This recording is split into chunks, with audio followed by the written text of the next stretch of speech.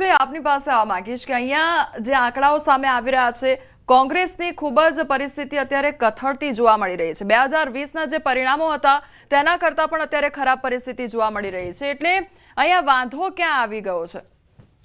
મને આ છે ને તો ગુજરાતની જે ચૂંટણી હતી ને, જે એક્સપેક્ટેશન હતું ને, જે રિઝલ્ટ આવે ને, એ પેટર્ન અહીંયા લાગી રહી છે.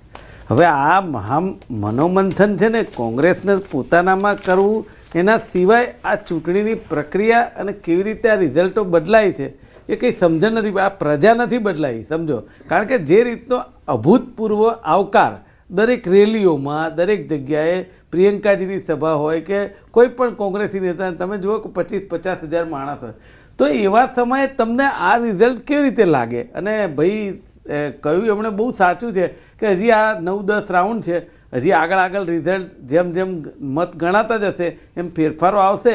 નો ડાઉટ, હું એવું નથી માનતો કે એનડીએની સરકાર બદલાઈ જાય, પણ આટલું મોટું ખરાબ રિઝલ્ટ આવે એવી પણ લાગતું નથી મને.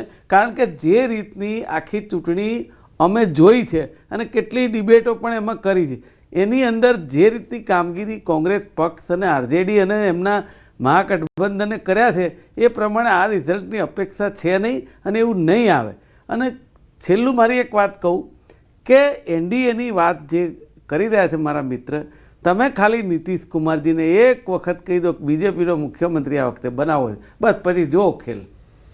ભાઈ એ ભવિષ્યમાં એટલે પ્રશ્ન આવી શકે છે. એ પ્રશ્ન